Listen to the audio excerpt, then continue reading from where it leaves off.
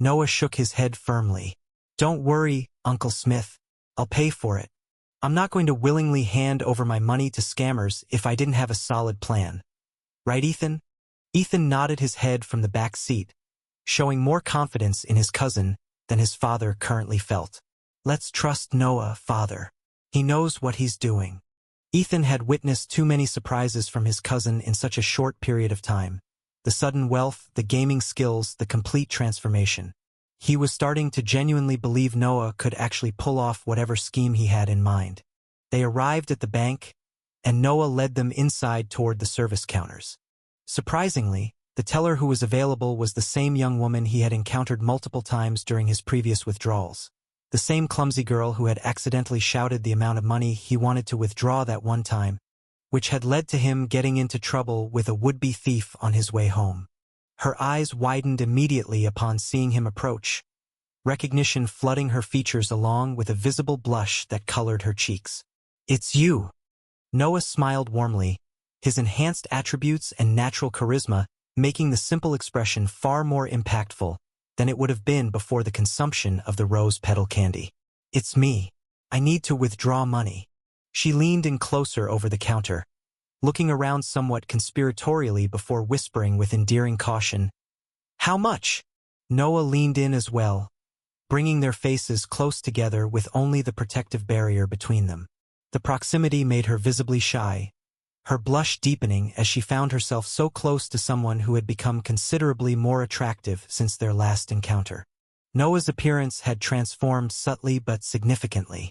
His face was now comparable to top-tier celebrities and professional models, despite retaining similarity to his previous self.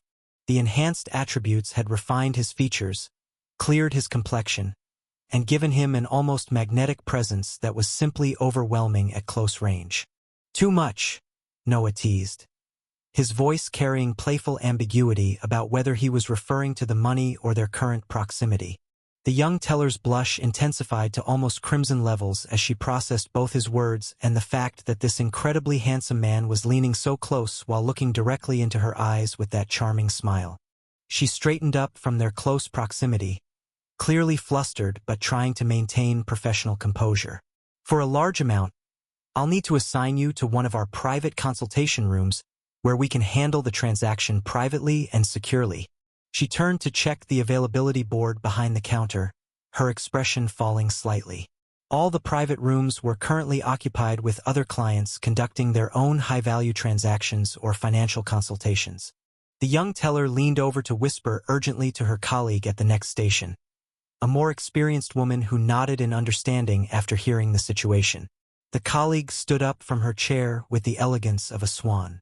Follow me, please, the young woman said to Noah and his companions, gesturing toward a hallway that led to the bank's private consultation areas. Noah, Smith, and Ethan followed her to a free private room that had just become available. The space was considerably more comfortable than the public counter area. Cushioned chairs, a proper desk, and soundproofing that provided discretion for sensitive financial discussions. The young teller took her seat across the desk while Noah, Smith, and Ethan settled into the client chairs. She pulled up Noah's account information on her computer terminal, preparing to process his withdrawal request. When she saw the account balance displayed on her screen, her eyes widened slightly with genuine shock. The last time she had processed a withdrawal from his account, the person sitting before her hadn't possessed anywhere near this much money. The dramatic increase in such a short period of time shocked her to her core. This wasn't normal savings accumulation or even a good salary. This represented wealth creation at a pace that suggested either extraordinary business success or something even more remarkable.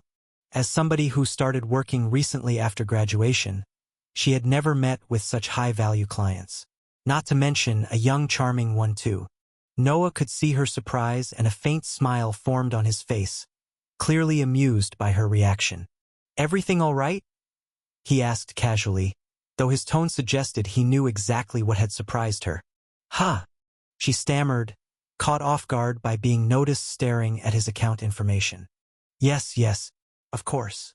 She cleared her throat with a soft cough. How much would you like to withdraw? $100,000. Her eyes widened slightly once again before a troubled expression replaced her surprise. That's indeed too high for a standard transaction. I'll need to speak with the branch manager. There are specific procedures we must follow for withdrawals of this magnitude. Security protocols, documentation requirements, that sort of thing. She looked genuinely apologetic about the delay. It shouldn't take too long, but I need proper authorization before I can release that amount of cash. Noah nodded with understanding. Please be quick. I have an appointment to deliver the money, and timing is somewhat important. Of course, she assured him, standing quickly. I'll get the manager right away and expedite this as much as possible. She hurried out of the private room, leaving Noah, Smith, and Ethan alone for the moment. Smith looked at his nephew with renewed concern. Noah, you really don't have to do this. That's a tremendous amount of money. Uncle Smith, Noah interrupted gently but firmly. Trust me. Just wait and see how this plays out. The young teller returned after a few minutes, a middle-aged man with her. Mr. Noah, nice to meet you. I'm the manager of this branch, John. I heard you want to withdraw a large amount. I will be pleased to help you out, the manager said, extending his hand in greeting. Noah shook the hand. Nice to meet you. The procedure didn't take long, around 20 minutes before everything was settled. Noah was provided the luxury of safe travel with bodyguards, but he shook his head, rejecting the offer. The bodyguards would only waste his time. The manager didn't insist and made sure the money was correct before handing the suitcase to Noah. The young teller remained in the room during the whole process, learning from her manager. Once the withdrawal was completed, Noah made his way out of the bank with the suitcase in his hand. Uncle Smith was flustered by the whole experience. Everything about it didn't make sense. He knew that young Noah had been doing well recently, but it was still shocking to witness firsthand. Inside the private room where the withdrawal had been made, John, the manager, looked at the young teller with him. Celine, I heard that this isn't the first time you had an interaction with this young man. Celine, the young teller, nodded. Yes, I've interacted with Mr. Noah a few times before. John nodded before saying, I want to have a word with you at the end of the day. Come to my office. Celine had a look of concern on her face. Yes, manager. Noah returned to the cafe with a sleek black suitcase containing the $100,000 in cash. The woman and her two enforcers were already waiting, their expressions showing greedy anticipation mixed with composure. He placed the suitcase on the table between them with a decisive thud that made the weight of the money audible. But before allowing them to touch it or verify the contents, Noah held up his hand. Papers first. Sign the settlement agreement and release of all claims. Exactly as you promised. The woman's smile tightened slightly at his insistence on proper procedure, but she couldn't refuse without revealing the scam's true nature. She withdrew the prepared documents and signed them.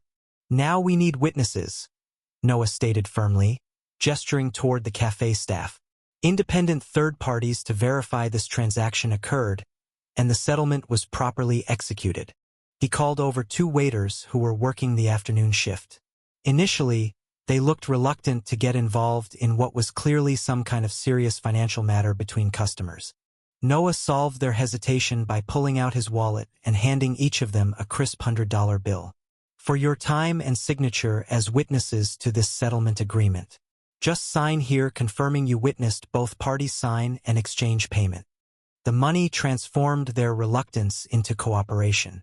Both waiters signed the documents as witnesses, their names and signatures now legally binding them to testimony about what had occurred. With multiple copies made and witness signatures secured on each, the transaction was legally complete.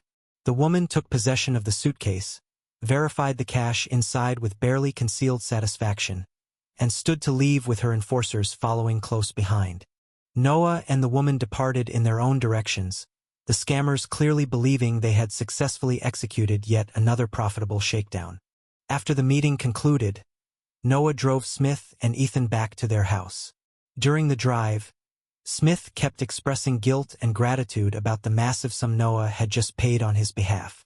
Don't worry about it, Uncle Smith, Noah reassured him as they pulled up to the house. I'll sort this out properly, and I'll let you know soon enough how everything resolves. Just trust that those criminals won't be enjoying that money for long. Smith and Ethan exited the GTR, both looking uncertain but willing to trust Noah's mysterious confidence about the situation.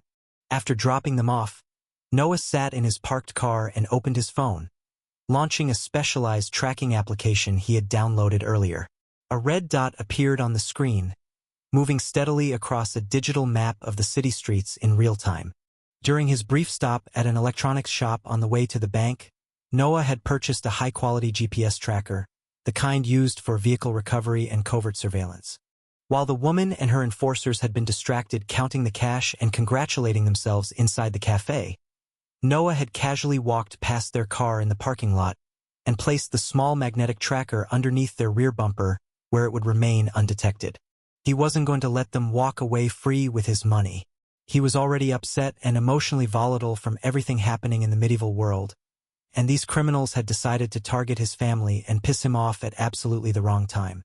Noah's expression turned cold as he watched the red continue moving through city streets, heading toward whatever location they used as a base of operations. "You picked the wrong person to scam," Noah muttered to himself, his voice carrying dark promise as he watched the red on his tracking app. He followed at a discreet distance for nearly 40 minutes as the GPS tracker led him through the city. Eventually, the red dot stopped moving and remained stationary at a single location. Noah checked the address displayed on his phone's map interface. Interesting. A smile formed on his face as he examined the location details. These weren't run-of-the-mill street scammers operating out of cheap apartments or seedy motels. They were rather wealthy, living in an upscale private residential complex with gated security and expensive property values. The kind of place that suggested years of successful fraud had paid off handsomely for these criminals. Although he couldn't determine the exact unit number from the GPS location alone, that wasn't really an issue. He had their general location, their vehicle, and enough information to track them down when the time came. With their address secured, Noah closed the tracking app and made his way back home. He had learned enough for the time being. They could keep his money with them for now. He still had preparations to make before paying them back properly. Arriving home, Noah found his father preparing dinner. They ate together, Alan chatting about his day and asking casual questions about Noah's activities. Noah provided vague but satisfactory answers, not wanting to worry his father with details about insurance scammers or his plans for revenge. After dinner, Noah excused himself and headed to his room, claiming he had some studying to catch up on. Once alone, Noah jumped onto his gaming PC and opened multiple browser tabs. He began searching for the best resources on computer science, network security, and related topics that would give him the technical knowledge he needed.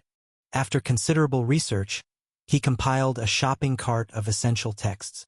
The Art of Exploitation, by John Erickson, $49.99.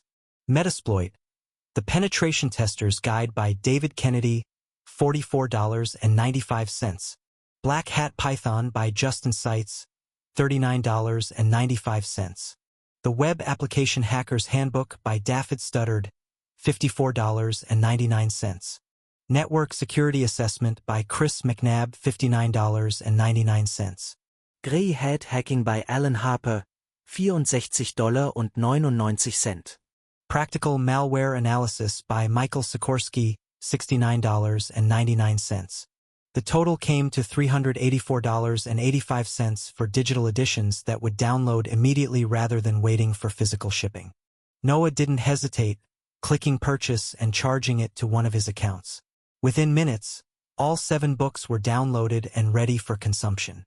He cracked his knuckles and opened the first text, his photographic memory and enhanced intelligence attributes allowing him to process information at speeds that would seem impossible to normal people. The initial chapters covered fundamental concepts, how programs interact with memory, the structure of executable files, basic assembly language. But Noah tore through those foundations like a starving man at a feast, his mind absorbing and connecting concepts with supernatural efficiency. Buffer overflows, stack manipulation, Heap exploitation. The technical jargon that would confuse most beginners made perfect sense to Noah's enhanced comprehension. each concept clicking into place like puzzle pieces forming a complete picture. He moved from reading to practical application, opening terminal windows and testing the concepts in real time. His fingers flew across the keyboard as he wrote simple exploits, watching with satisfaction as his code successfully manipulated memory addresses and bypassed basic security measures in test environments. After several hours of intense studying and hands-on practice, a notification flashed across his retina, appearing in his vision like a heads-up display. Your programming skill has reached level 3. An influx of information entered Noah's brain as the system integrated his learned knowledge with enhanced understanding that transcended mere memorization. Suddenly, patterns he'd been struggling to grasp became crystal clear. The relationships between different programming concepts formed an intuitive web of understanding that felt like remembering something he'd always known rather than learning it fresh. A smile formed on his face as he felt the tangible improvement in his capabilities. This was what made the system so powerful. It didn't just reward effort, it accelerated learning in ways that compressed years of experience into hours of focused study. More. I want more, Noah whispered with hungry determination. He dove back into the texts with renewed intensity, moving beyond basic exploitation into more sophisticated topics. Network protocols, packet manipulation, social engineering techniques, privilege escalation. Each subject became another tool in his growing arsenal. Noah's high intelligence and various skills meant he could hold multiple complex concepts in his mind simultaneously, testing theoretical approaches against practical limitations while already planning 3 steps ahead. His photographic memory ensured nothing was forgotten or needed reviewing. Every line of code, every technical detail, every security vulnerability remained perfectly preserved for instant recall. He practiced breaking into virtual machines he'd set up specifically for testing, each successful intrusion teaching him both the attacker's perspective and how to defend against such methods. The ethical implications didn't concern him. These were tools, and tools were neutral until directed toward a purpose. The sky darkened outside his room, but Noah remained hunched over his computer, completely absorbed in his studies. His father had long since gone to bed, leaving the house quiet except for the steady clicking of Noah's keyboard and the soft sound of his PC's cooling fans. Hours passed in what felt like minutes, his high focus allowing complete immersion without the mental fatigue that would cripple normal learners. He moved through the advanced texts, consuming knowledge about exploitation frameworks, vulnerability assessment, and sophisticated attack vectors. Then, as dawn began lightening the sky outside his window, another notification appeared. Your programming skill has reached level 4. Another wave of integrated knowledge crashed through Noah's consciousness. Suddenly, he understood not just how to use various hacking tools and techniques, but the underlying principles that made them effective. He could visualize network topologies in his mind, trace packet routes through complex systems, and identify potential vulnerabilities in code just by reading its structure. The smile on his face widened. With level 4 programming and his other enhanced attributes, he now possessed capabilities that most professional hackers took decades to develop. Those insurance scammers had made a catastrophic mistake targeting his family. They thought they were untouchable in their gated community with their ill-got wealth. They had no idea that the person they'd just stolen from had both the resources and now the technical skills to make their lives completely miserable. Noah leaned back in his chair. He had what he needed. Now it was just a matter of planning the perfect response, one that would ensure these criminals regretted ever crossing paths with Noah Carter. At level 4, Noah's programming skills had become among the absolute best on Earth. He was either the single most capable programmer alive or, at a minimum, within the top 3 practitioners globally. Once he reached level 5, Noah was certain he would become definitively the best programmer in existence, surpassing even legendary figures in the cybersecurity and software development communities by a large margin. But even at level 4, this level of capability represented a national cyber threat. Noah now possessed the technical ability to hack through the digital defenses of advanced countries' government systems and military networks without insurmountable difficulty. Firewalls that stopped 99.9% of attackers were merely puzzles to be solved. Encryption protocols designed by teams of experts over the years became obstacles he could navigate around or through, given sufficient time and motivation. Security measures that protected national secrets and critical infrastructure were vulnerable to someone operating at his current skill tier. Of course, such intrusions would take some time and effort to execute properly without detection. Penetrating truly hardened government systems required patience, multiple vectors of attack, and careful operational security to avoid triggering sophisticated intrusion detection systems. But for what Noah needed to use his programming skills for right now, there was absolutely no need for anything that sophisticated. He wasn't planning to infiltrate the Pentagon or hack Chinese military databases. He needed to deal with some insurance scammers, common criminals with no understanding of proper digital security, certainly no national threat whatsoever. The difficulty gap was laughable.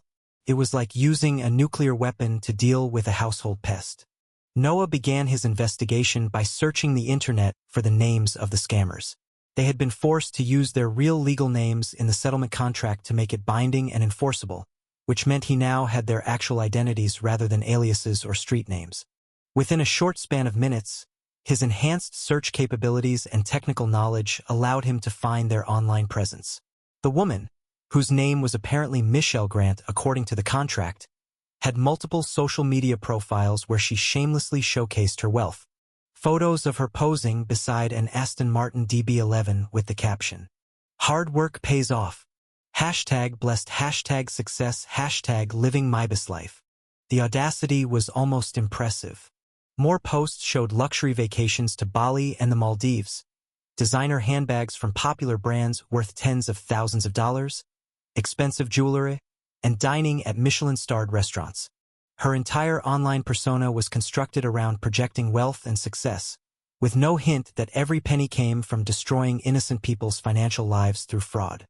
Her two enforcers, Marcus and Troy, according to property records Noah cross-referenced, had less sophisticated online presence, but their social media still showed off expensive watches, luxury brand clothing, and the general lifestyle of people living well beyond legitimate means.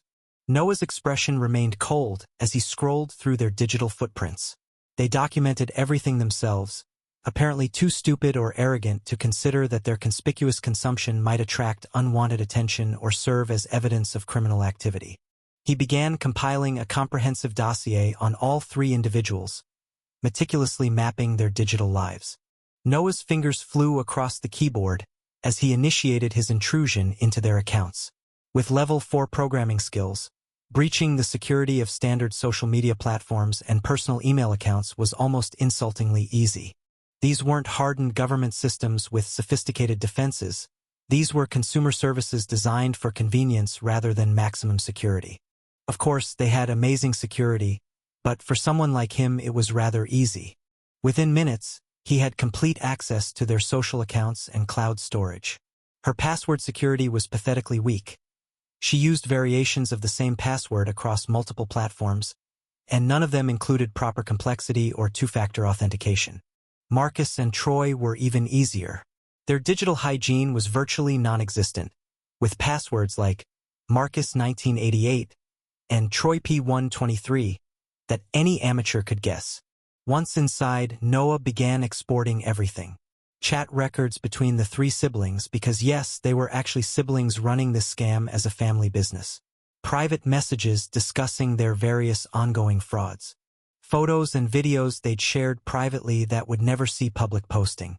Financial records stored carelessly in cloud drives. Bank account information. Incriminating conversations about past scams and victims they'd successfully extorted. Noah created a folder on his encrypted drive and named it simply Doom. Everything went into that folder. Thousands of messages, hundreds of photos, financial documents, voice recordings.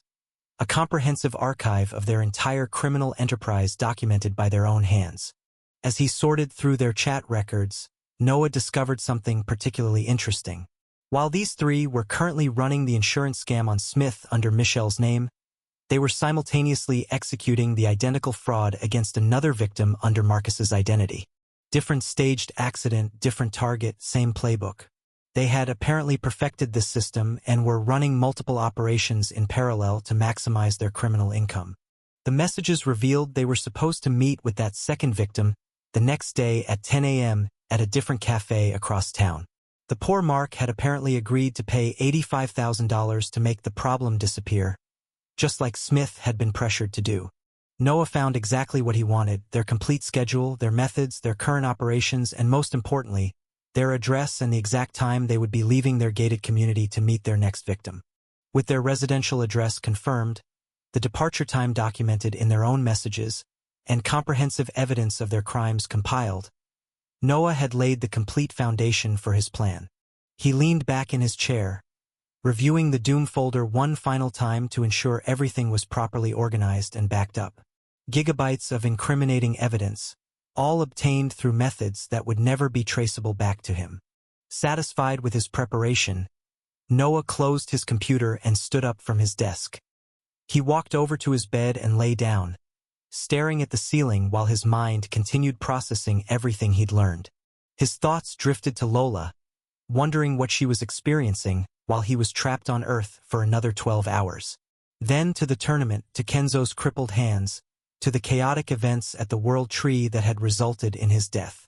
Before he knew it, despite the racing thoughts and accumulated stress, exhaustion finally overwhelmed his enhanced vitality. Noah's eyes closed and sleep claimed him, his last conscious thought being anticipation of what tomorrow would bring when he put his plan into action against the siblings who had made the mistake of targeting his family. The next day, Noah woke up early in the morning to the familiar system notifications that had become part of his daily routine. Daily income stream. $2001500 has been rewarded. Amulet of protection has been rewarded. Host: Noah Carter. Age 28. Shop level 2. Daily revenue: $2,153,000, or equivalent. Current assets: $27,063,040. Shop points: 32890. Attributes: strength 90, vitality 420, intelligence 270, agility 90. Skills: level 15, smiley face, mana control, aura, wind manipulation, body tempering. Level 13, smiley face, swordsmanship. Level 5, smiley face, photographic memory, fire manipulation. Level 4, smiley face, programming, cooking. Level 3, smiley face, surviving on ramen, finance, gaming. Level 2, smiley face. There were only a few hours left before he could finally return to his shop and see how Lola was doing. Was she alive? Was she dead? The uncertainty gnawed at him constantly. He feared for her safety, worried about what she must be experiencing, believing he was gone. Noah washed up quickly, using the cold water to shock away the intrusive thoughts and get himself focused on the task at hand. He couldn't help Lola yet, but he could deal with the scammers who had targeted his family. He hopped into his GTR and drove toward the gated residential complex where the siblings lived, his laptop sitting on the passenger seat beside him. Arriving near the complex's perimeter, he parked in a discreet location with a clear line of sight to the security systems. Noah took out his laptop and got to work. Within minutes, laughably easy minutes given his level 4 programming capabilities, he had hacked into the complex's security system and gained complete administrative access. He altered the camera feeds with sophisticated techniques that would fool even experienced security professionals. To the security officer monitoring the feeds from his comfortable station, everything would appear completely normal. Noah had replaced the live feeds with older recordings from previous days where nothing of interest occurred, creating a seamless loop that wouldn't raise any suspicions. The timestamps would continue updating normally, and the video quality would match perfectly. With that crucial preparation done, Noah closed his laptop and exited his vehicle. He walked casually toward the back of the estate where the walls were highest but also least monitored by foot patrols. Despite the imposing wall, easily 12 feet tall and topped with decorative but functional security features, Noah simply gathered his enhanced strength and jumped. His 90 points in both strength and agility made the feat trivial. He cleared the wall easily and landed silently on the other side in a crouch that absorbed all impact. There was nobody nearby walking through the grounds. The early morning hour meant most residents were still asleep or just beginning their day indoors. Noah moved through the complex with confident purpose, heading directly toward the building where the siblings' apartment was located. He reached the main entrance and entered the security code, 7-4-2-9, which he had extracted from their hacked messages the previous night. The lock disengaged with a soft click, and Noah entered the building's lobby. He took the stairs rather than the elevator to avoid security cameras in the confined space, climbing 3 flights to reach their floor. Their apartment door had its own keypad lock, another layer of security that wealthy criminals typically installed. Noah entered the code he'd found in Michelle's notes, 9-5-6-0. Click. The door to their apartment opened smoothly, and Noah stepped inside, closing it quietly behind him.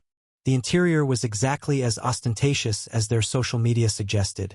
Expensive furniture, designer decorations, original artwork on the walls. Everything screamed nouveau riche criminals with more money than taste. Noah began his search methodically, starting with the obvious locations and moving toward more creative hiding spots. He didn't find much in the living areas or kitchen. These were just for show. But when he entered Michelle's bedroom and started looking under the bed and in places where people traditionally hid cash they didn't want in banks, his efforts paid off dramatically. Large bags filled with $100 bills greeted his vision, stuffed haphazardly under the bed frame and in the back of her closet. The same black suitcase he had given them yesterday sat prominently among the cash, still containing the full $100,000 he'd paid. Noah stored all of it in his interdimensional storage ring, the magical space swallowing bills and bags without limit. Conveniently, his system counted physical currency stored this way as part of his total assets, making tracking his haul simple. His assets before entering Michelle's room, $27,063,040. After completely raiding Michelle's bedroom, $27,766,540. She had been hoarding $703,500 in cash in her room alone, likely her personal cut from months or years of successful scams. Noah moved to Marcus's room next and performed the same thorough search. Marcus had been less creative with his hiding spots, keeping most of his cash in a false bottom drawer and a lockbox in his closet that Noah's enhanced strength simply ripped open. After raiding Marcus's room, $28,523,290. Marcus had contributed $756,750 to Noah's growing collection. Finally, Noah entered Troy's room. Troy had the least sophisticated security, apparently trusting his siblings and the apartment's locks more than his own precautions. His cash was simply stuffed in gym bags in his closet. After completing the raid of all 3 rooms, $29,250,475. Noah had made a total of $2,187,435 by liberating the siblings' cash reserves. Every dollar they'd stolen through insurance fraud over what was probably years of criminal activity was now sitting in his interdimensional storage. He took one final look around the apartment, ensuring he'd left no trace of his presence. Then Noah calmly walked out, locked the door behind him, and made his way back through the complex the same way he'd entered. The scammers would return home later today, expecting to celebrate another successful fraud against their second victim. Instead, they would find every dollar they owned had vanished without a trace, and they would have absolutely no way to explain to the police how they'd accumulated that much cash through legitimate means. Noah smiled coldly as he cleared the wall and returned to his GTR. The financial punishment was just the beginning of what he had planned for them. System has been updated. Noah felt an incredible surge of power flow through his body as the system completed its processing. Energy coursed through every cell, his muscles densifying, his senses sharpening, his mana channels expanding to accommodate vastly increased capacity. The transformation was so dramatic he had to grip the steering wheel of his GTR to steady himself. What the hell is going on? Noah thought with alarm as the changes continued cascading through his enhanced physiology. You have reached Master Rank. Host: Noah Carter. Age 28. Shop Level 3.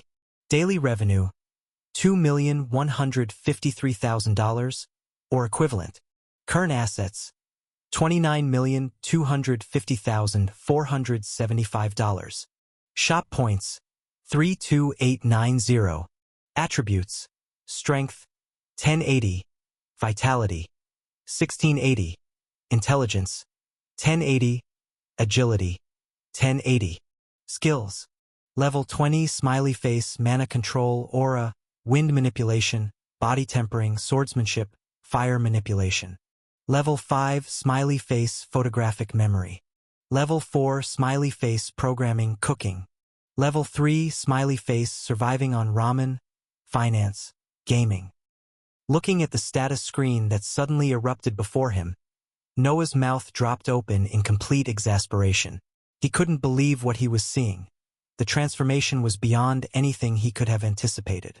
All his attributes had jumped to 4 digits. His strength, intelligence, and agility had increased from 90 to 1080, a 12-fold multiplication.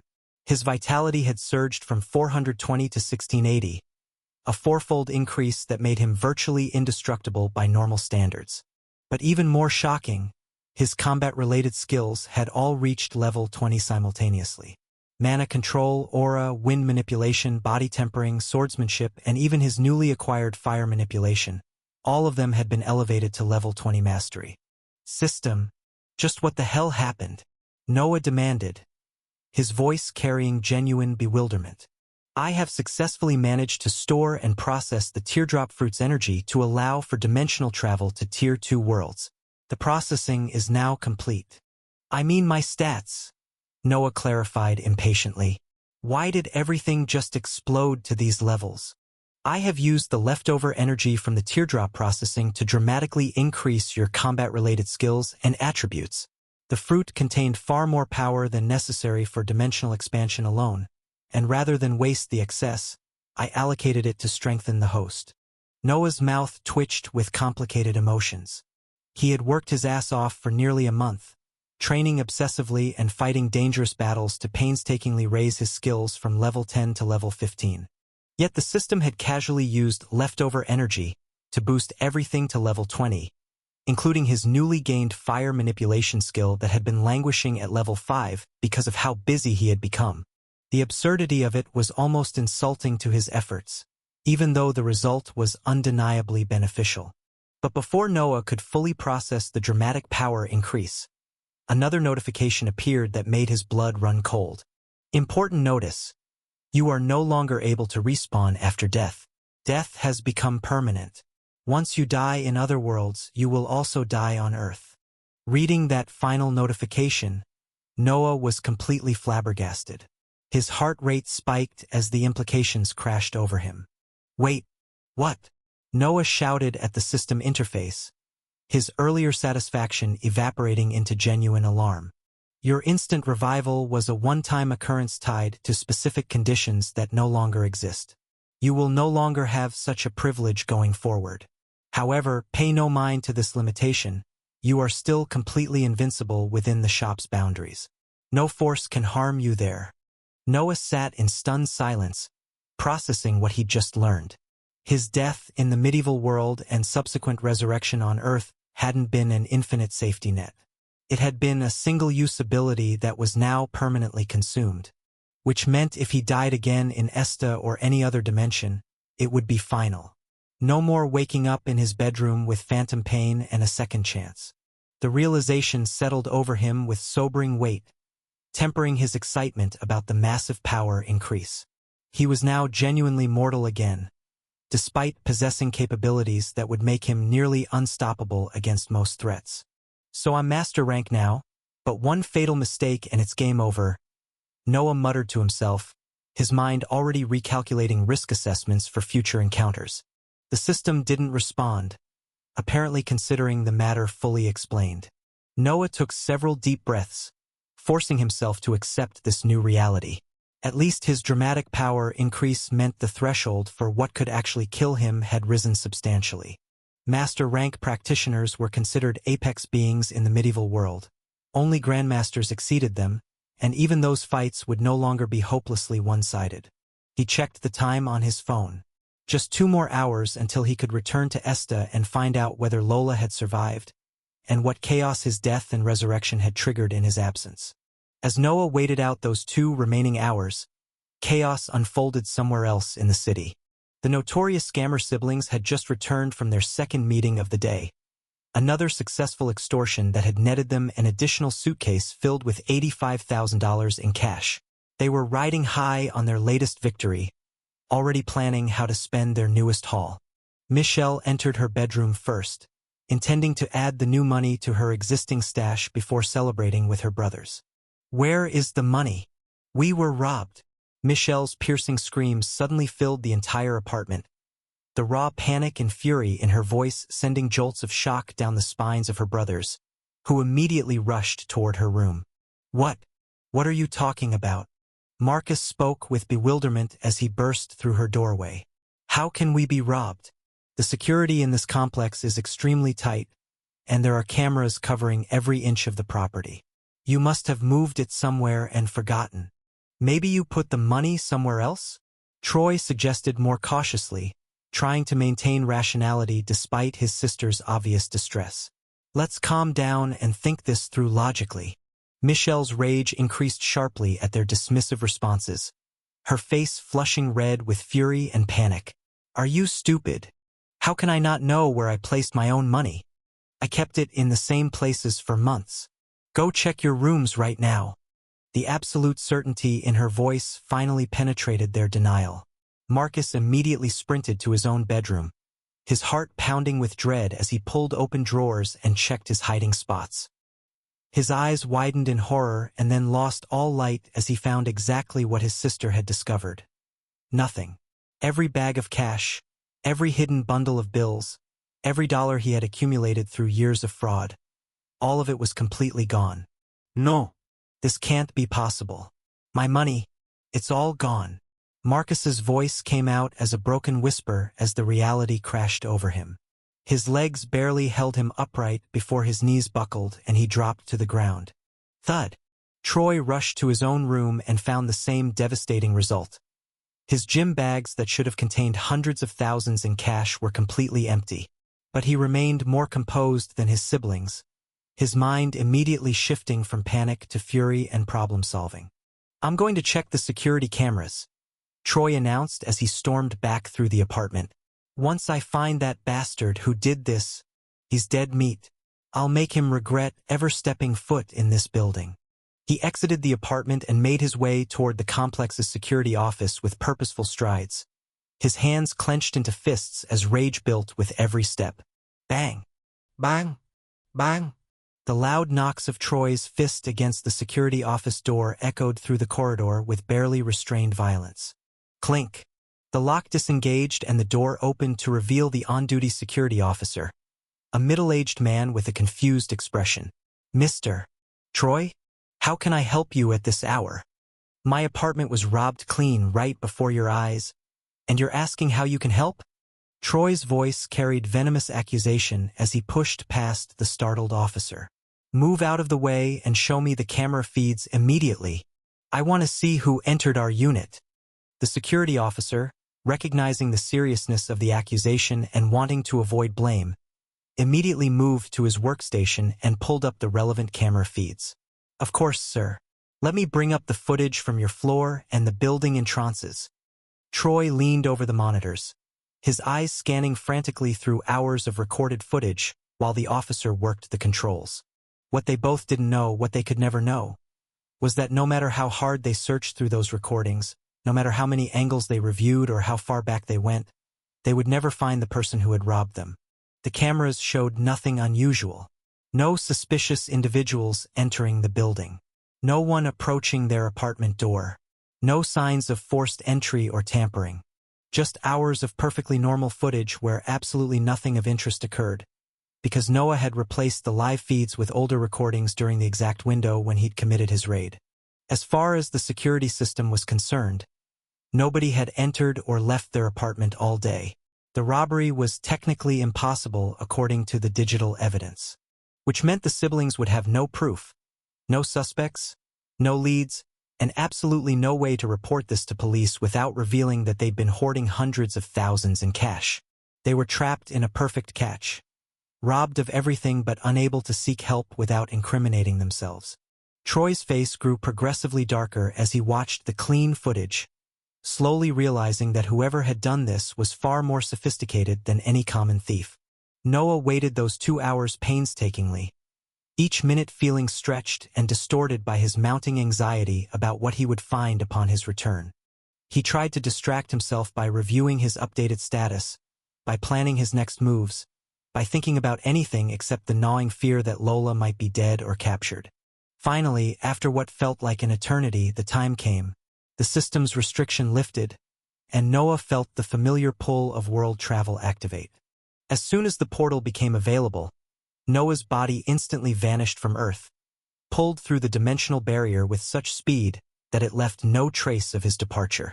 He materialized inside the shop, his feet finding solid ground in the familiar main floor where displays of items sat on their shelves exactly as he remembered.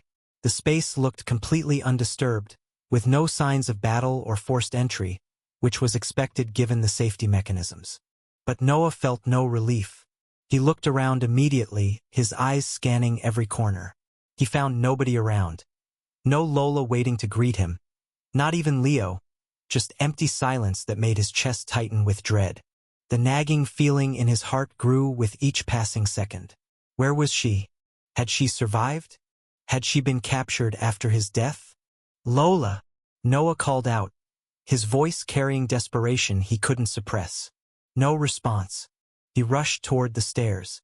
The second floor remained equally quiet, that oppressive silence making every heartbeat feel deafening in his ears. Noah sprinted down the short hallway toward Lola's private room. The door closed as it always was when she desired privacy. But he didn't care about propriety or permission right now. He needed to know if she was alive. He grabbed the handle and barged the door open. Inside the room, he found Lola sitting cross-legged on her bed in a meditation pose, clearly deep in training. Her facial features were composed in concentration, wings folded neatly against her back, tail curled around her body, horns catching the soft light from the window. Leo was sitting peacefully next to her on the bed, his golden eyes tracking Noah's entrance. Lola! Noah breathed, profound relief flooding through his system so intensely it made his knees weak. She was alive, well and safe within the shop's protection. Lola's closed eyes stirred at the sound of his voice, her meditation breaking as external stimulus penetrated her focused state. The beautiful ruby eyes that he'd feared he might never see again slowly opened and landed directly on Noah's face. For a fraction of a second, there was no reaction. Then her eyes widened dramatically as her brain processed what she was seeing. The shock that flooded her expression was so profound it seemed to freeze her entire body. Lola's breath caught audibly in her throat. Noah stood in the doorway, very much alive, looking at her with obvious relief and concern rather than the death and absence she had spent so long grieving. The moment stretched between them, charged with emotions too complex and overwhelming to immediately articulate. Her mind struggled to reconcile what she was seeing with what she knew had happened. She had watched him die, had seen the spear pierce his heart, had heard his heartbeat stop. Yet here he stood, breathing and whole, as if resurrection was simply another impossible thing this mysterious shopkeeper could accomplish. Noah! How? Lola yelped, her voice cracking with disbelief as she stood abruptly from her meditation position. Her mana immediately flooded outward, scanning his body with desperate thoroughness to ensure this wasn't some cruel illusion or hallucination born from grief-induced madness. But every sense confirmed the impossible truth. His aura was real. His heartbeat was strong and steady. His physical presence was solid and undeniable. This wasn't a trick or a dream. Noah was genuinely standing before her, alive and apparently unharmed. Despite the evidence her enhanced senses provided, her brain still couldn't fully fathom how Noah was standing in her doorway when she had watched him die. She had seen the dark spear pierce his heart. She had heard his final heartbeat stop. She had wept over his loss while trapped helplessly inside the shop. "It's me," Noah said with a bright smile that reached his eyes, genuine happiness radiating from his expression at seeing her alive and well. "I'm really here, Lola." I'm okay. Something inside Lola broke at those simple words. All the carefully constructed composure she had been maintaining, all the ruthless determination she had been channeling into training to prepare for revenge, all the grief she had been trying to process through meditation. It shattered completely. Lola launched herself across the room and jumped into his arms with such force that even Noah's strength had to brace slightly to catch her. Her wings wrapped around them both instinctively, creating a cocoon that shut out the rest of the world. Tears that she had been fighting to contain finally broke free, streaming down her face as she buried it against his chest. Her entire body trembled with the overwhelming release of emotions she had been suppressing for what felt like an eternity, but had only been a day. "You idiot!" Lola's voice was muffled against his shirt, wavering between anger and relief and joy and lingering fear. "You made me worry so much about you. I thought you were gone. I thought I'd failed to protect you. I thought I'd lost you forever. And it was my fault." Her grip on him tightened to the point where it would have crushed any normal person, her strength manifesting through the desperate need to confirm his solidity and presence. "I watched you die, Noah. I saw the spear go through your heart. I heard your heartbeat stop. How are you here?" Noah wrapped his arms around her in return, holding her close while one hand moved to stroke her hair with gentle comfort. "I'm sorry I worried you. I'm so sorry you had to go through that alone."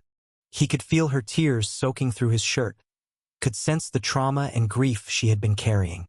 The knowledge that she had suffered so much because of his vulnerability made his chest ache with guilt and gratitude.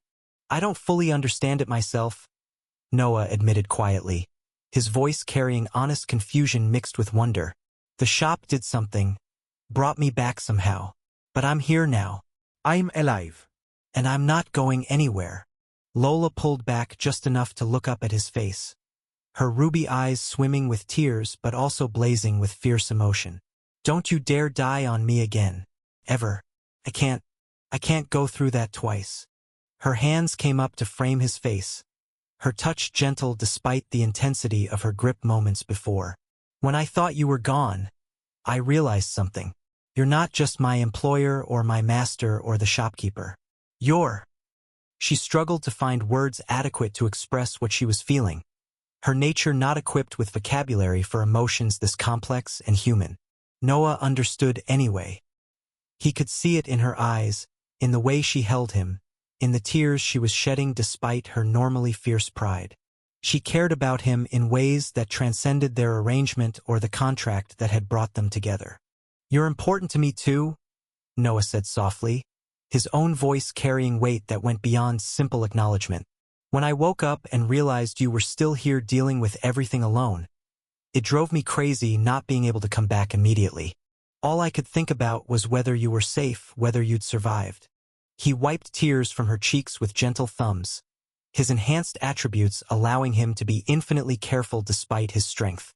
"You protected me even when I couldn't protect myself. You fought against impossible odds to keep me safe. That means more to me than I know how to express." Lola's tears continued flowing, but a watery smile broke through the grief. "We're quite the pair, aren't we? Both too stubborn to give up, both willing to fight against anything for each other." "Yeah," Noah agreed with his own smile, genuine warmth flooding through him at having her alive and in his arms. "We are."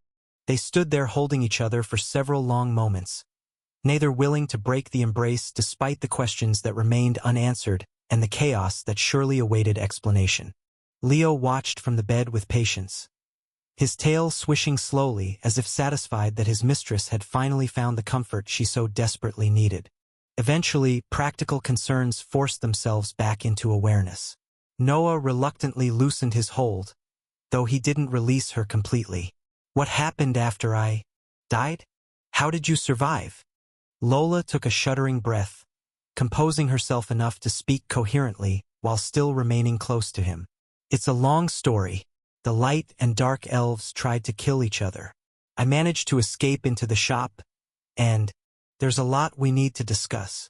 "Then let's talk," Noah said, guiding her to sit on the bed while keeping one arm around her shoulders. "Tell me everything." Lola took a steadying breath, organizing her thoughts to provide a coherent account of the chaos that had erupted after his death. It was Darien who killed you. The dark elf ambushed me as I was trying to escape from Seraphina and her forces. Her expression darkened. He stabbed you with a spear of darkness while you were unconscious and defenseless. I tried to stop him, but I was exhausted and outnumbered. Then, Lola began narrating his ambition of taking over the shop. A bitter smile crossed her face. His mistake was letting me get inside. The moment I crossed the threshold, I used my authority to eject him. He was furious, completely enraged that a mere demon had administrative privileges he didn't know existed. Noah listened intently, his jaw tightening at the description of his own murder, but he gestured for her to continue. I tried desperately to retrieve your body.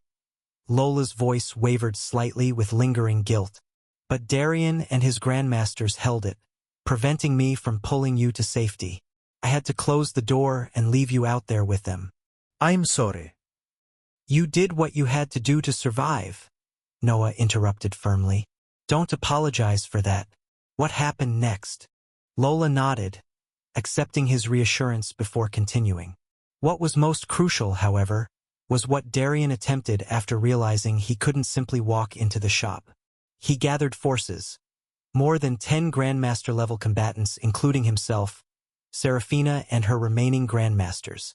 Her eyes showed grim satisfaction at the memory. They launched a coordinated assault on the shop with everything they had. Every element, every technique, overwhelming destructive force that reshaped the entire landscape around us. The clearing became a crater. The ground itself was excavated down to bedrock. And the shop? Noah asked, though he suspected the answer. Didn't receive a single scratch, Lola confirmed with amusement. The protections your shop provides are absolute. Their combined attack, representing enough power to destroy entire cities, simply vanished against the barriers. It was like watching ants trying to damage a mountain. Humph, idiots. Noah muttered with contempt, though internally he felt profound relief that the shop's defenses had held against such overwhelming force. Lola nodded in agreement before her expression turned more serious. After their attack failed completely, that's when things became truly chaotic. Darien apparently had been planning to betray Seraphina all along. Once he realized the shop was impenetrable, he ambushed the Light Elf Queen. She held up fingers as she listed the forces. 6 orc grandmasters that had been helping him, plus his own dark elf subordinates. They all turned on Seraphina simultaneously while she was exhausted and already heavily injured from our earlier battle. She was missing an arm from when I burned it off, depleted of mana, and surrounded by enemies. Noah's eyes widened slightly at the scale of the betrayal. She survived. Barely, Seraphina managed to retreat back to her kingdom with her remaining grandmasters, but she was in catastrophic condition. For the past several hours, I've been watching through the windows as dark elf forces have been traveling constantly toward the light elf territories. Her expression grew grim. The sheer volume of troops and the lack of any resistance suggests that the light elf kingdom has probably fallen. Darien appears to have conquered it while Seraphina was too injured to mount proper defenses. He's taken over her entire realm. Noah nodded his head slowly, processing everything Lola had described with careful deliberation.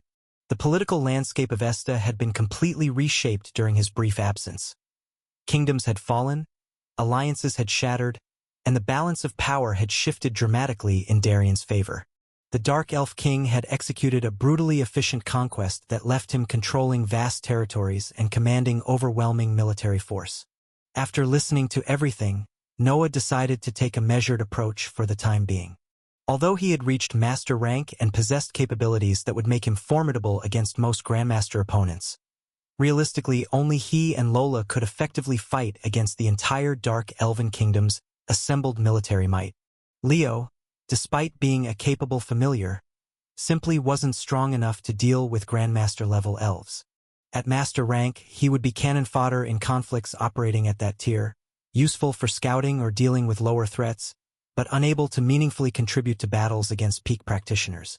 The math was simple and sobering. Darien commanded multiple Grandmaster-level subordinates who had proven their coordination during the failed shop assault. He had conquered the light elf territories and likely absorbed or subjugated their remaining military forces. And he maintained active alliances with at least 6 Orc Grandmasters who had demonstrated their willingness to commit overwhelming violence on his behalf. That represented numerical superiority so vast that even Noah and Lola's combined firepower couldn't overcome it through direct confrontation. They would be swarmed, worn down through attrition, and eventually killed despite their individual prowess. So like any sane person facing impossible odds would do, Noah was going to focus on getting stronger first. He would power up massively, leverage every advantage the system provided, train until his capabilities exceeded anything Darien could field, and only then think seriously about taking revenge against those who had killed him and threatened everyone he cared about. Rushing in now would just result in his permanent death, and the system had made it abundantly clear that he no longer had the luxury of resurrection. One fatal mistake would end everything forever. "We need to get stronger before we can do anything about Darien," Noah stated firmly, meeting Lola's eyes. "I know you want revenge, so do I. But throwing ourselves at his entire military force right now would just get us killed." Lola's expression showed she understood the tactical reality despite her obvious desire to make Darien suffer for what he'd done. "What do you propose we do instead?" "Train," Noah said simply. "The shop has been upgraded after processing the teardrop's energy. I want to check what improvements have been made." Now that he mentioned it, Noah had noticed that the shop was actually bigger than before. The main floor had expanded subtly, providing more space between display shelves and creating room for additional inventory. The aisles felt wider and more comfortable to navigate. The second floor felt more spacious as well, though the basic layout remained familiar. Apart from the increased square footage, aesthetically the shop hadn't changed much. The same warm lighting created welcoming atmosphere. The same comfortable ambience made it feel like sanctuary rather than mere commercial space. The same sense of absolute security pervaded every corner. "Is there any other significant difference, system?" Noah asked mentally, curious about what other changes might have occurred during the dimensional upgrade beyond the obvious spatial expansion. "Yes, host. The idle training room has been significantly upgraded. You might want to investigate those improvements personally." A subtle smile formed on Noah's face as excitement bubbled up despite the serious circumstances surrounding them. He had been using the idle room extensively before the tournament to accelerate his skill development, and any upgrades to that incredibly valuable resource would dramatically accelerate his advancement toward the power levels needed to challenge Darien. "Follow me," Noah said to Lola, heading toward the training room with renewed purpose. Lola followed close behind, curious about what Noah had so suddenly energized after the grim strategic discussion. They crossed the shop floor and Noah pushed open the door to the idle training room. He immediately felt the difference. The space inside had expanded considerably, easily triple its previous size. But more importantly, the ambient mana concentration had intensified noticeably, making the air itself feel thick with power that would accelerate any magical training conducted within. Noah activated the system interface to review the updated parameters, and information appeared in his vision. Idle room upgraded. Time dilation effect. Train at 5x normal speed. 8 hours of idle training time equals 40 hours of training experience relative to real-world progression.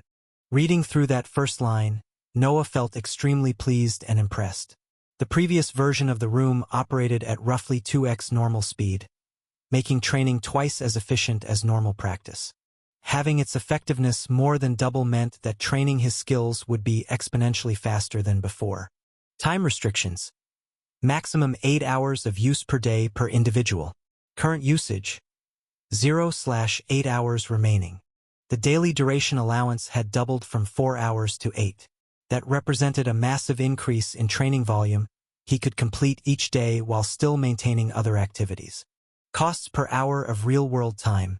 Levels 1 to 5, $1,000 per hour. Levels 6 to 10, $50,000 per hour. Levels 11 to 20, $100,000 per hour. Levels 21 to 25, $1 million per hour. Noah's eyes widened at the final tier. A new leveling stage had been added. The idle room was no longer limited to level 20, but now supported training all the way to level 25, which Noah believed represented peak Grandmaster rank or possibly even the threshold to legendary tier.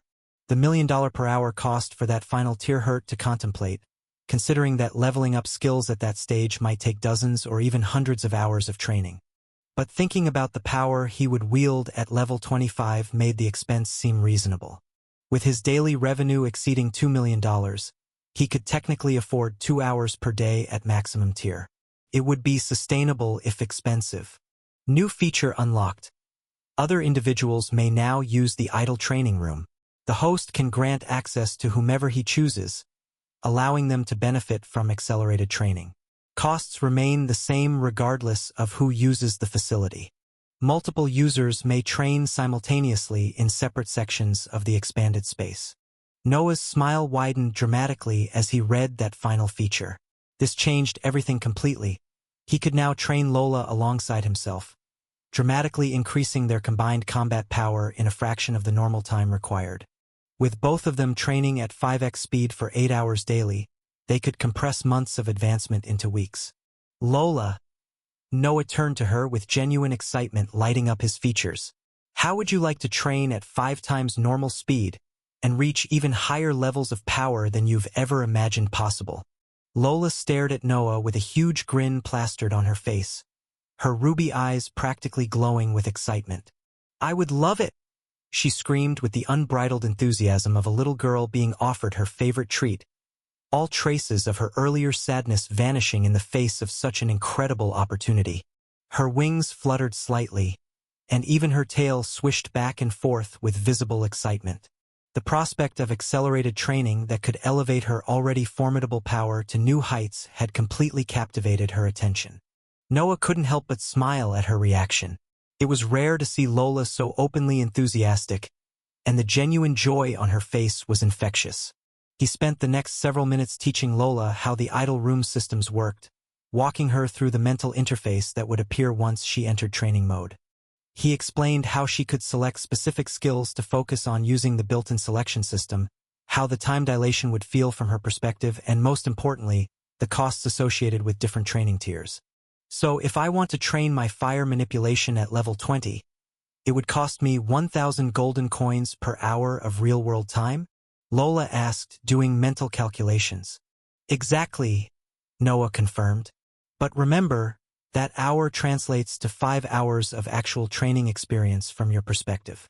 So you're essentially buying 5 hours of peak efficiency training for the time of 1. Lola reviewed the cost structure carefully, her expression showing both excitement and careful consideration. It's so expensive, but it's so good, she exclaimed, caught between fiscal responsibility and the incredible value proposition. In the end, Lola decided to use approximately a day's worth of her accumulated income from her share of the shop's profits to purchase 4 hours of idle room time. The expenditure would set her back financially, but the permanent increase to her capabilities made it worthwhile. She chose to focus those 4 hours specifically on her newly awakened dormant skill, the fire wings that had manifested during her desperate battle against the Grandmasters. The ability was incredibly powerful but still new and unrefined, requiring practice to reach its full potential. Noah estimated that by the end of the 4-hour training session, which would feel like 20 hours from Lola's perspective, her overall combat strength might increase by roughly 10%. That sounded modest numerically, but at her level, peak Grandmaster rank enhanced by premium consumables, a 10% improvement represented a massive difference in actual combat capability. It had to be known that the idle room had no such thing as bottleneck. Your training will always count towards your improvement. Having already reached the highest conventional rank possible in the power system, all that Lola could really do to advance further was improve her existing skills, making them more efficient, more powerful, and more versatile. She couldn't gain new ranks through normal cultivation, so skill mastery became the primary path to continued growth. As for Noah, he decided to use his remaining 4 hours of daily idle room allocation to strengthen his swordsmanship. The skill provided comprehensive improvements to both his agility and strength when wielded properly, making it synergize beautifully with his other combat abilities.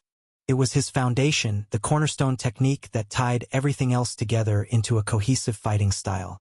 As the avatars of both Lola and Noah trained in the training room, Noah and Lola sat down together in the shop's comfortable seating area to discuss their future plans. The conversation flowed naturally between them, both speaking honestly about their goals, fears, and the path forward. They talked for over an hour, weighing different approaches and considering various complications they were going to face. Finally, they came to a consensus that Noah believed was the best approach given their current circumstances and capabilities. "We'll return to Esta," Noah stated, organizing their plan verbally, "but not to immediately confront Darien.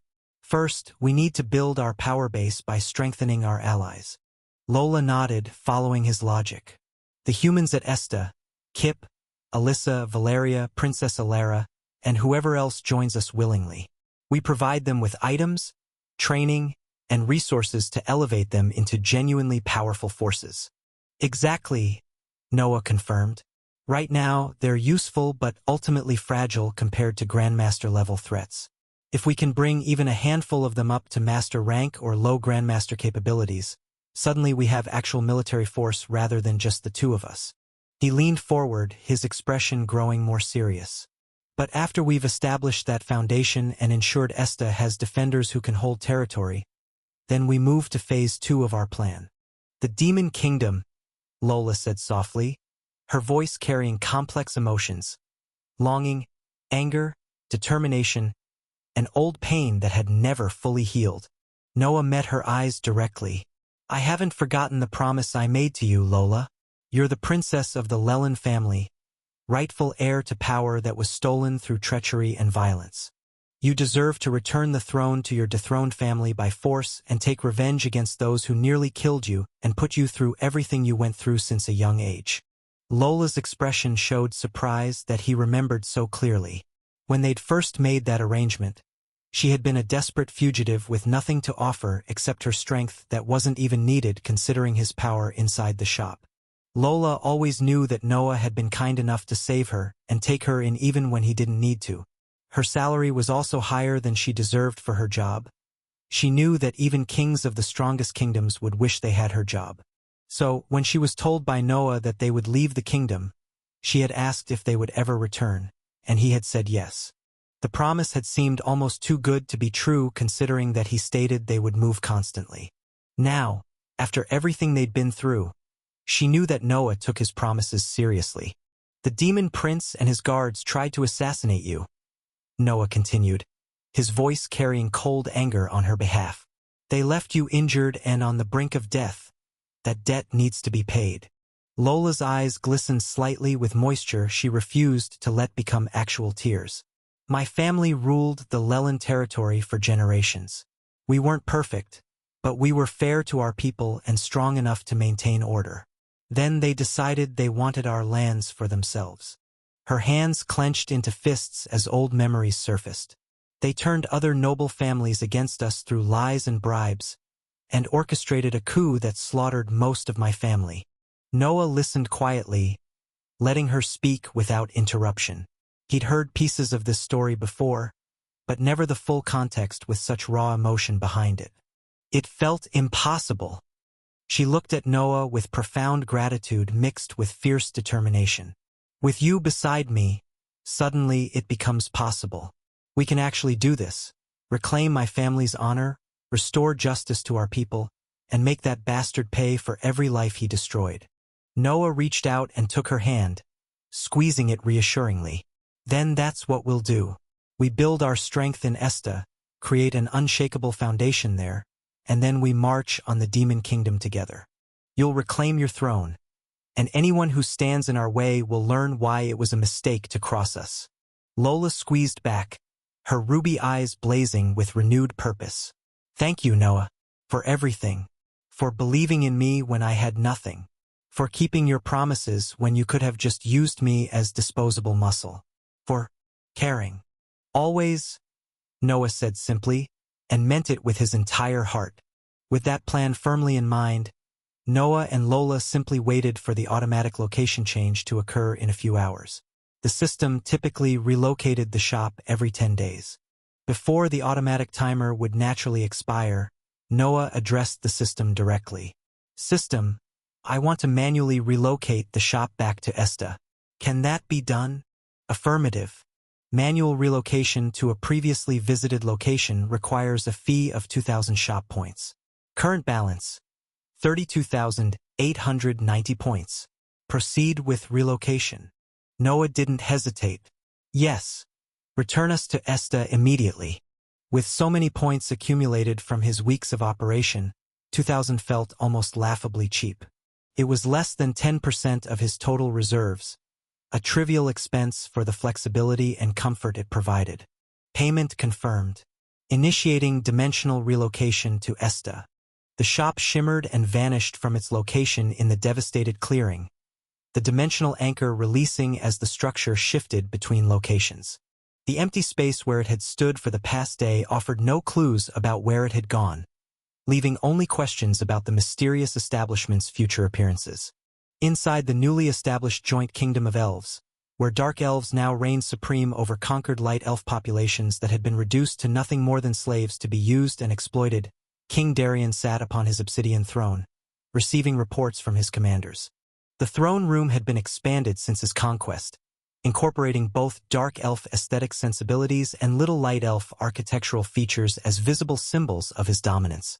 Captured light elf nobles knelt in chains along the walls, living reminders of their people's subjugation.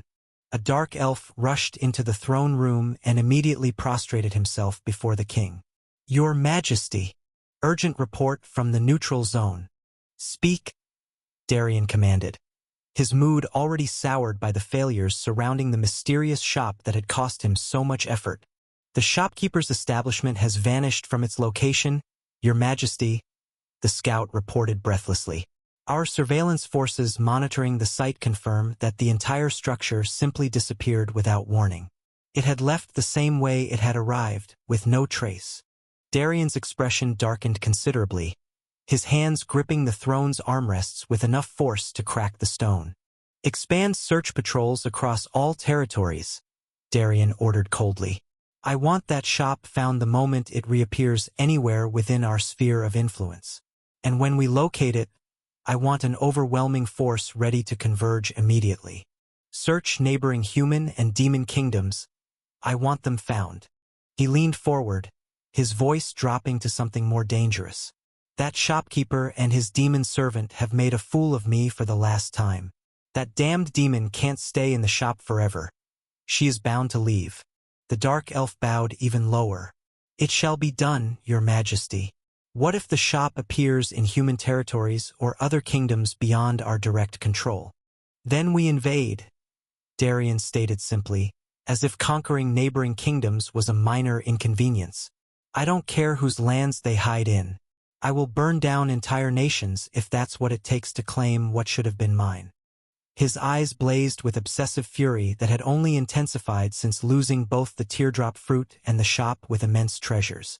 Dismissed. The scout fled gratefully from the throne room, leaving Darien alone with his dark thoughts about revenge against the new demonic shopkeeper. Arriving at Esta, Noah felt a wave of relief wash over him. He was no longer worried about his immediate safety or whether leaving the shop would result in assassination attempts. This was his turf. Everybody here knew him, respected him, or at least understood his importance to the kingdom. His strength had grown to levels far too high for any malicious people to pose genuine threats, especially in a human kingdom that lagged significantly behind the highly developed elven territories in terms of power levels.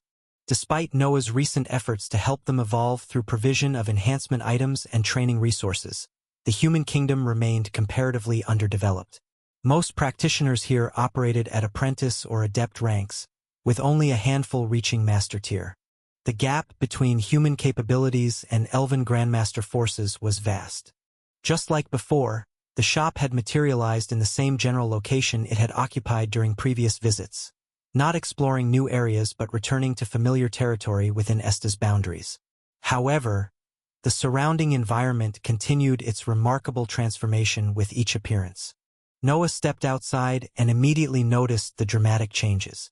When he had first arrived in this world months ago, The shop had appeared in a poor alleyway characterized by crumbling buildings, desperate poverty, and the kind of urban decay that came from neglect and resource scarcity. During his second return, that same area had transformed into a decently populated and renovated district. The buildings had been repaired. New businesses had opened to serve customers drawn by the mysterious shop's presence, and general prosperity had begun taking root. Now, the transformation was so complete that it was almost unrecognizable. The area had evolved into something resembling a proper plaza, a bustling commercial and social hub with paved streets, organized vendor stalls, renovated storefronts, and even decorative elements like fountains and benches that suggested municipal investment in the district's development. The economic impact of Noah's shop appearing repeatedly in this location had created a self-reinforcing cycle of prosperity that elevated the entire neighborhood. And of course, the moment people spotted Noah emerging from his establishment, word began spreading like wildfire through the crowded plaza.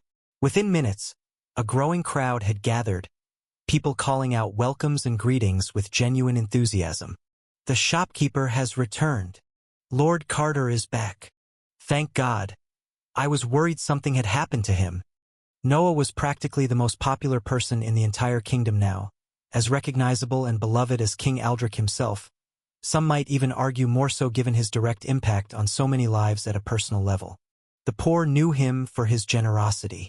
He had provided free or discounted healing items during crises, and never treated them with the contempt that characterized most nobility's interactions with lower classes. Stories circulated about his fairness and willingness to help those genuinely in need. The wealthy and powerful knew him for entirely different reasons: his incredible connection to King Aldrich and Princess Alara, his recent elevation to noble title as Viscount Carter, and most importantly, his shop's miraculous items that could elevate practitioners' strength beyond anything else on the market could possibly do. His premium enhancement products had become status symbols among the elite while also representing genuine advantages. Adventurers revered him for the life-changing consumables that had saved countless lives in dangerous monster encounters, whether it was the beef jerky, the iced tea, or the normal basic bread. The kingdom guards respected him for the combat enhancement items that had begun flowing to select units, dramatically increasing their effectiveness. Even the clergy had grudgingly acknowledged his value despite initial suspicion about his mysterious origins, recognizing that his healing items had saved lives that normal methods couldn't match. Noah waved casually to the gathering crowd, his enhanced charisma making the simple gesture feel warm and approachable rather than dismissive. "Good to be back in Esta. I've missed this place." The response was immediate and enthusiastic cheers, questions about what new products he might be offering, requests for appointments, and general celebration at his return. Lola emerged from the shop behind him, and while she drew appreciative looks for her stunning appearance, the crowd's reaction to her was notably more reserved. They recognized her as Noah's powerful companion and guard, someone to be respected but also slightly feared, given the rumors about her demon origins. Noah scanned the crowd, looking for familiar faces among the masses. He needed to locate Kip, Alyssa, Valeria, and Princess Alara to begin implementing their plan to strengthen key allies. It didn't take long for the news of Noah's return to reach his close friends and allies throughout Esta. Within minutes, familiar faces began arriving at the plaza, drawn by reports that the mysterious shopkeeper had finally returned after his absence. Kip was among the first to arrive, the young cat boy practically sprinting through the crowd with his characteristic enthusiasm. His ears perked forward with excitement as he spotted Noah, and he barely managed to slow down before crashing into him. "Big brother Noah," Kip called out with genuine joy, his tail swishing energetically behind him. "You're back." His eyes showed a mix of pride and relief at seeing Noah safe and whole. The respect and admiration the young cat boy held for his mentor were evident in every gesture. Following close behind came Alyssa, moving with the lean grace that characterized her fighting style. Her silver ears twitched slightly as she navigated through the crowd. The older sister maintained her usual calm, observant demeanor, though her eyes brightened noticeably upon seeing Noah. "Lord Carter." Alyssa greeted him with proper formality despite their friendship, her reserved nature making her slightly shy even as happiness at his return colored her voice. It's good to see you returned safely. Her hand rested naturally on her sword hilt, not from threat but from the swordsman's habit of always being prepared. Her insane talent for swordsmanship had only grown in recent times. Shortly after the cat siblings arrived, Princess Alara appeared with her royal escort, though she quickly dismissed them to approach Noah more casually. Her regal bearing softened into genuine friendliness as she smiled at him. "Noah, finally back from your mysterious disappearance," Alara said warmly, treating him as the friend he'd become rather than just a valuable asset to the kingdom. "Father has been beside himself trying to determine where your shop had relocated. You've caused quite the stir with your absence." Valeria arrived moments later, the accomplished swordsman moving through the parting crowd. Her expression showed relief mixed with curiosity. "Welcome back," Valeria said with a friendly smile. "I hope wherever your shop travels took you, it was productive." Before Noah could properly respond to his gathered friends, King Aldrich himself arrived with a small contingent of royal guards. The monarch's presence caused the crowd to immediately create a respectful space, though Aldrich's demeanor was warm rather than imposing as he approached. "Viscount Carter," King Aldrich greeted him with genuine pleasure, using Noah's recently granted noble title. "Your return is most fortuitous to this kingdom. We have so much to discuss." His eyes briefly flickered to Lola standing behind Noah, recognition in his expression. She is so much more powerful than before. She has crossed the master rank and stepped into the grandmaster rank. The king thought curiously. The last time that the king met Lola, she was at the master rank, much weaker than he was. But currently, the king himself felt threatened by her presence, as if she could kill him if she wanted to. Noah looked at the assembled group, his friends, allies, and the king himself, all gathered to welcome him back. This was exactly the foundation he needed to begin implementing his plan to strengthen Esta's defenders and prepare for the larger conflicts ahead. "It's good to see all of you," Noah said sincerely. "And yes, Your Majesty, we definitely have much to discuss. I have proposals that I think will benefit both the kingdom and everyone here considerably." Noah raised his hands to address the gathering crowd in the plaza, his voice carrying clearly. "I apologize to everyone here. I wish I could speak with each of you personally, but I have urgent matters to discuss with His Majesty and some close friends. The shop will be open for business soon, I promise."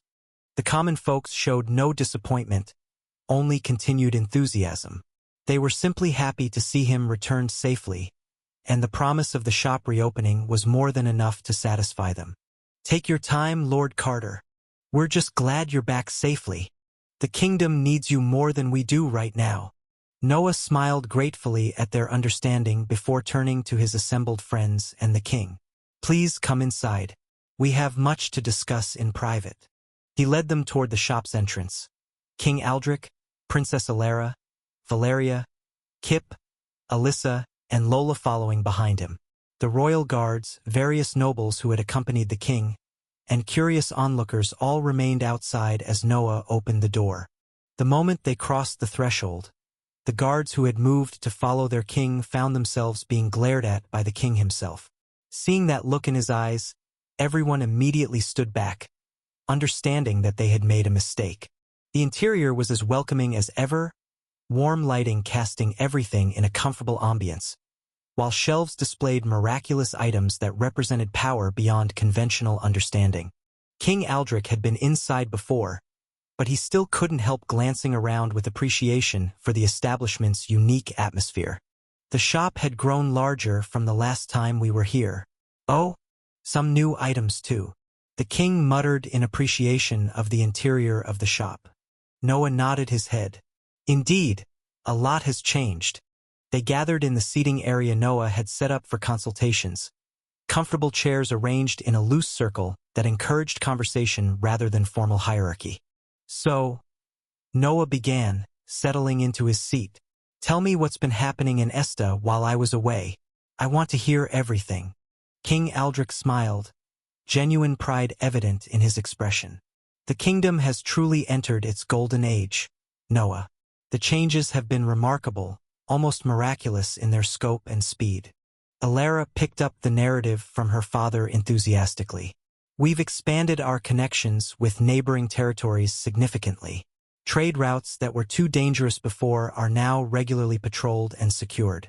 We've established diplomatic relations with 3 city-states that previously refused to deal with us. The Royal Guard's strength has increased dramatically, Aldrich continued. Your enhancement items have allowed us to field forces that can actually compete with threats that would have overwhelmed us before. Master rank practitioners are no longer rare oddities. We have dozens now serving in various military and administrative capacities. Valeria leaned forward, her eyes bright with satisfaction. And the demon extremist problem that plagued us for so long? Almost completely resolved. We've eliminated their major strongholds, captured or killed their leadership, and reduced them from an existential threat to isolated bandits that our regular forces can handle. She gestured expressively. Your items made the difference. Being able to heal injuries that would have been fatal, having consumables that let our people fight above their strength, it completely changed the strategic calculus. Noah felt genuine warmth at hearing about their successes. That's incredible. All of you should be proud. I just provided tools. You're the ones who used them to build something better. Kip's tail swished with barely contained excitement. Master Noah, I've been training so hard. Look! Look! The young catboy held out his hand and conjured a complex wind construct that shifted fluidly between different forms. Blades, shields, concentrated pressure waves, all demonstrating masterful control over his element. Noah observed with genuine appreciation. Kip's elemental control was genuinely impressive, showing master-level manipulation despite his overall strength remaining at the peak of adept rank. The Tier 5 wind orb Noah had provided him 10 days ago had clearly accelerated his development tremendously. That's exceptional control, Kip, Noah said warmly. Your fundamentals are solid enough that you're already thinking and fighting like a master rank practitioner. Your body just needs to catch up to your skill. Kip practically glowed with pride at the praise, his ears standing fully erect.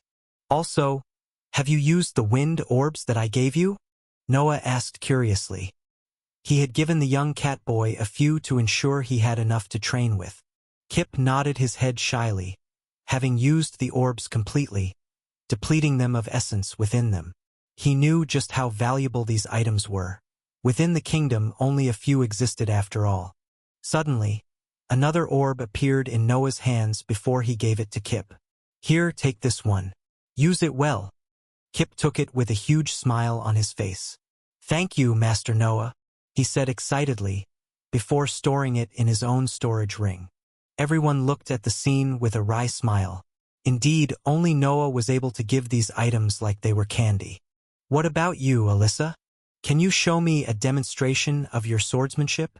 Noah asked, curious about her development. Alyssa had been quietly observing, but now she drew her sword with fluid grace and moved through a brief demonstration kata. The movements were graceful, precise, and devastatingly efficient, each strike flowing naturally into defensive transitions that showcased low master rank fundamentals in swordsmanship. When she finished and sheathed her blade, Noah nodded appreciatively. Your technique has improved remarkably, Alyssa. Those are genuine master-level fundamentals.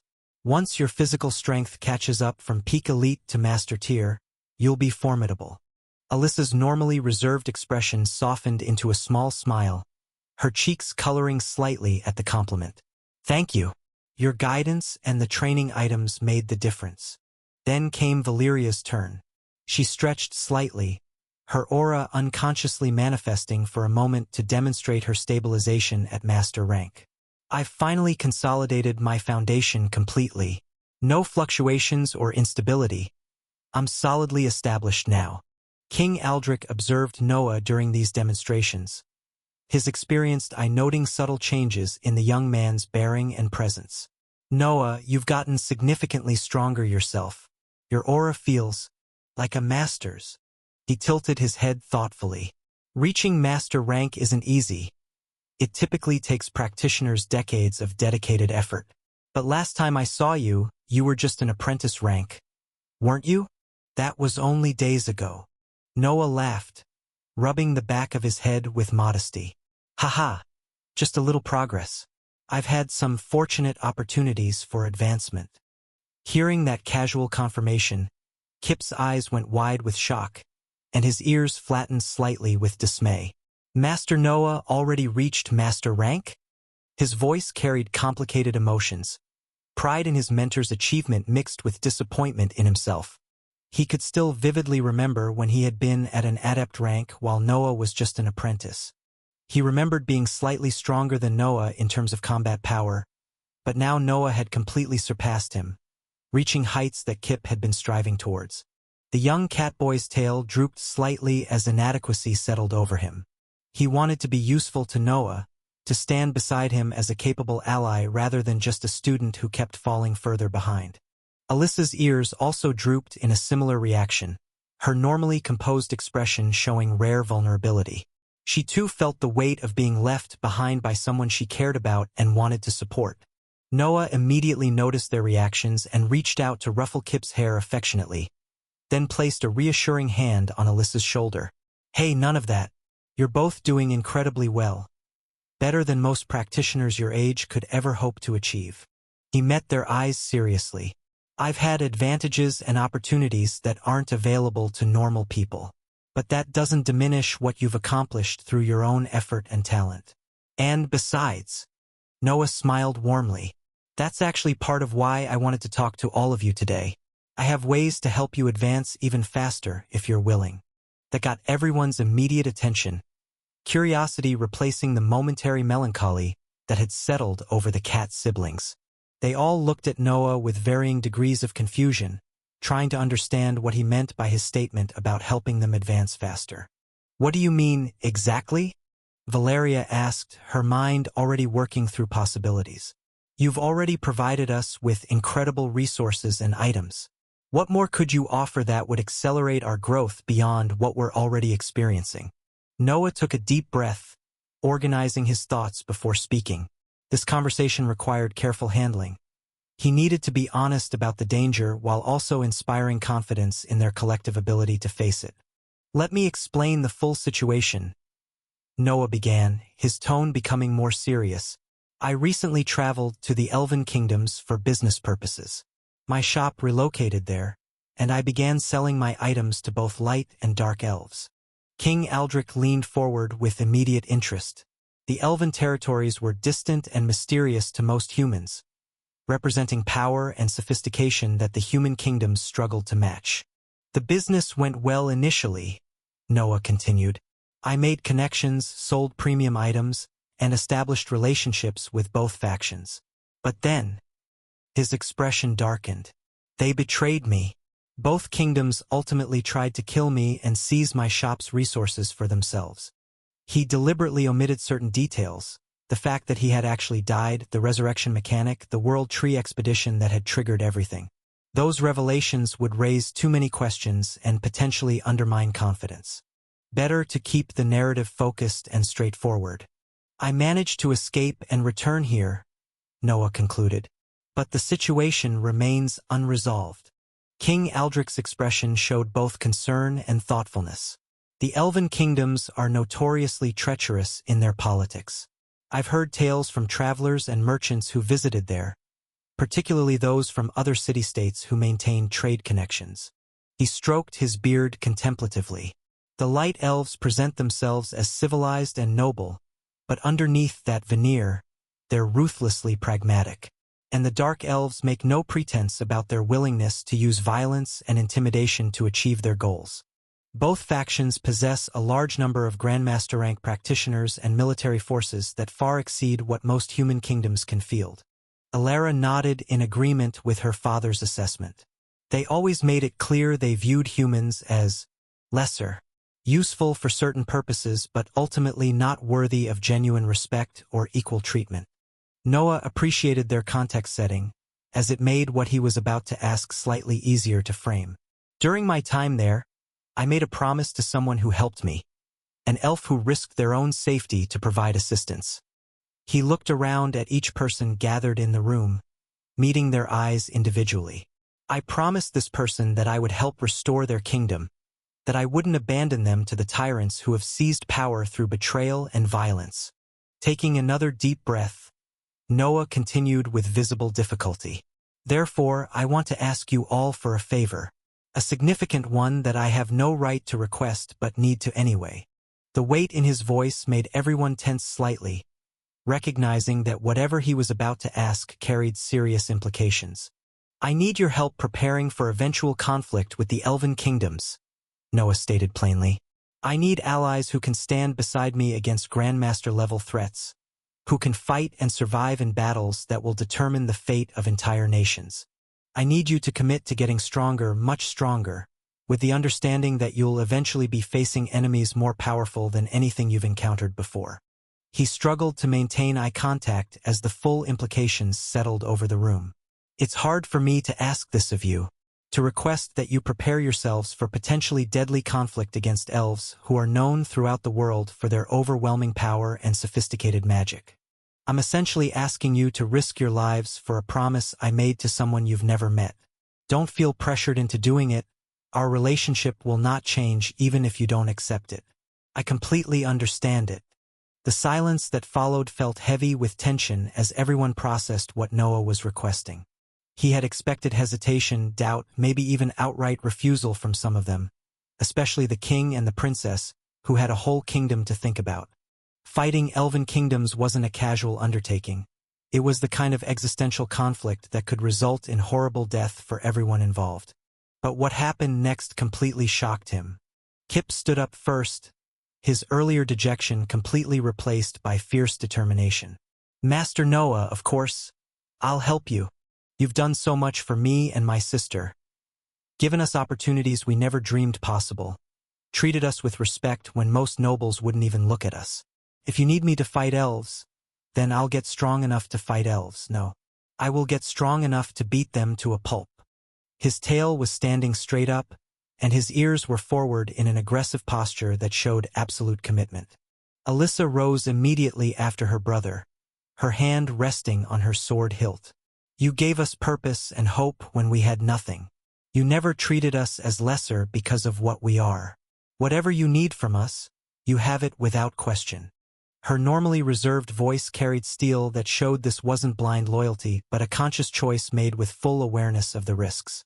Valeria was next, standing with her usual confident grace. Noah, you've revolutionized my understanding of friendship and helped me reach heights I thought were decades away. More importantly, you've been a genuine friend rather than just a benefactor. If you're going to war against Elven kingdoms, then I'm going with you. Simple as that. Princess Alara stood as well, her royal bearing combining with obvious personal conviction. You've transformed our entire kingdom. You've saved countless lives with your healing items and strengthened our defenses against threats that would have destroyed us. Now you need help, and you think we'd refuse. She shook her head firmly. I'm coming with you, and that's final. Father can spare me from court duties. King Aldrich remained seated, but his expression showed pride in his daughter and approval of the others' declarations. Noah, you've proven yourself a true friend to Esta and to each person in this room. While I cannot commit the kingdom's full military forces to a war against Elven territories, that would be politically and strategically untenable. I can support you personally and ensure those who choose to follow you have every resource we can provide. I will also provide you with one of the most capable warriors of the kingdom to help support you. He stood then, his presence filling the room with royal authority. You have my blessing and my personal commitment to help prepare your expedition in every way possible short of declaring formal war. Consider it a debt repaid for everything you've done for us. Noah felt his throat tighten with emotion as he looked around at their faces. Every single one of them showing unwavering resolve to support him despite fully understanding the danger. He had expected to face doubt, to need convincing arguments, to deal with reasonable hesitation. Instead, they had enthusiastically committed to following him into what might be a suicidal conflict, simply because he had asked and because they valued their relationship with him that much. Thank you, Noah managed, his voice slightly rough. All of you. I promise I won't let you down, and I'll do everything in my power to make sure we're strong enough to actually win this fight, rather than just throwing our lives away. Lola had been watching quietly from the side. Her ruby eyes showed both satisfaction at being proven right about their response and genuine affection for these people who had just committed to an impossible cause without hesitation. Noah smiled, feeling genuine warmth despite the enormous challenges ahead. Together, we're going to accomplish something impossible. Then Noah provided each one of his friends a gift from the store. Premium items that the elves would kill for were now being given for free. After hanging out with them for a while, the king brought up something Noah was meaning to address at some point. So Noah, I'm assuming you are going to keep selling the items you have on these shelves, right? Noah nodded his head. Indeed, I'm planning to sell these items.